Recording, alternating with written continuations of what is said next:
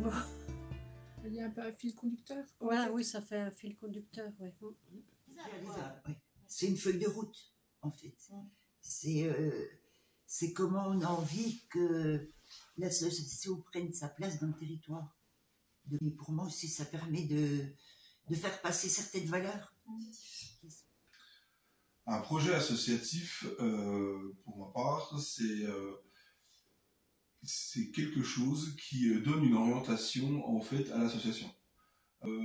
Ça a un intérêt interne parce que ça permet de fixer un cap, de savoir vers où on veut aller.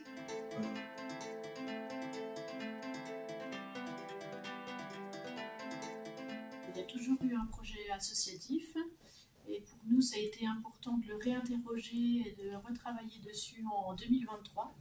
Ça a été le chantier d'une année en fait. Parce qu'il y avait des choses à ajouter, des formulations peut-être à reformuler pour les actualiser quoi. Dans le contexte actuel.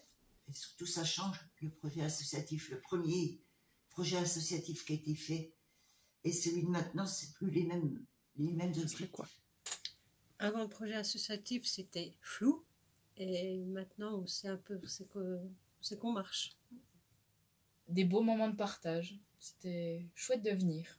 On savait pas du tout à quoi s'attendre, mais on en ressortait toujours, enfin pour ma part en tout cas, j'en ressortais toujours contente de ces moments d'échange.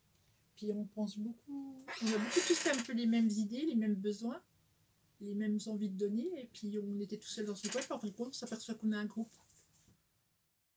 Et ça a aussi permis de savoir d'où on est, comment l'association a débuté.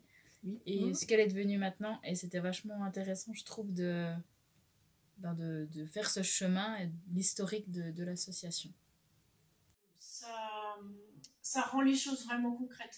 Donc le fait de s'engager dans le projet associatif, c'était vraiment une façon de mettre notre empreinte et pas qu'on soit juste... parce que de plus en plus, comme les adhérents ont du mal à se positionner, on ne voulait pas être juste des prestataires de services.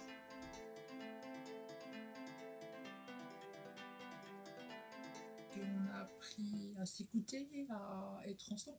Super. Ouais. C'était la première fois où on était vraiment tous... Bon, il y avait quelques absents, ouais. Mais c'était la première fois où on était vraiment tous ensemble, tous les salariés, tous les bénévoles. Parce qu'on ne se connaît pas forcément tous. Et une fois que le projet associatif il est écrit, il faut l'interroger pour donner la ligne directrice du projet éducatif dans chaque structure.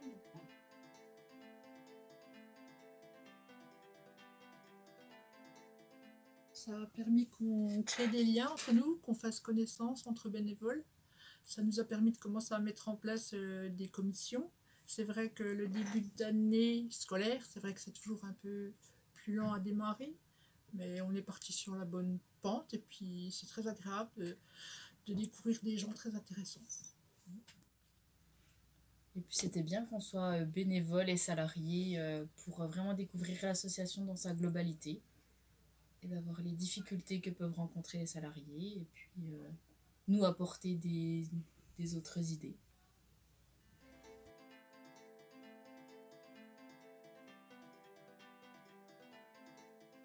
Alors, il y a eu plusieurs phases. Donc, il y a eu une phase où nous, en tant que bénévoles, il y a eu une voire deux réunions, ouais, je crois. Deux, je crois, je dirais. On a réfléchi donc, sur ce qui était existant, ce qu'on voulait en faire. Donc, on a synthétisé le tout. Les salariés ont fait la même chose de leur côté, sur des temps de réunion également. Ensuite, on a fait une mise en commun. Oui. Donc ça, c'était super. Ouais. Et puis après, on s'est mis au travail. Donc, on a fait des groupes mixtes. Voilà, à discuter, pareil, je sais plus. Donc, qu'est-ce qui existe, qu'est-ce qu'on garde, qu'est-ce qu'on a envie de faire évoluer, est-ce qu'il y a des choses...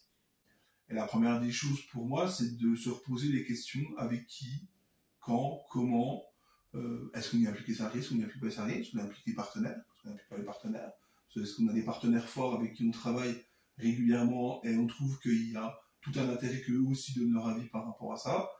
Donc voilà, donc la première des choses, moi je dirais, c'est de construire collectivement une méthodologie de comment on va mettre en place. Et je pense qu'il n'y a pas de recette miracle d'un endroit. Comment dire, tous ensemble, on a axé, on a pris certaines directions. Enfin, on a choisi certaines directions pour l'association, alors qu'au début, comme on a dit, à un moment donné, on était un peu flou, un peu brouillon. Puis là, on sait vraiment ce qu'on voudrait faire. Le faire, puis vouloir le faire, c'est pas la même chose, mais on sait déjà ce qu'on veut faire, puis on va essayer de le faire, et puis on est déjà parti pour. Il faut que ça soit quelque chose qui soit fait dans, entre guillemets, la joie. Je vais dire ça comme ça, la joie. Et si ça devient une contrainte, en fait, pour moi, ça ne sera pas productif. Donc, il faut vraiment pouvoir se poser aussi les bonnes questions.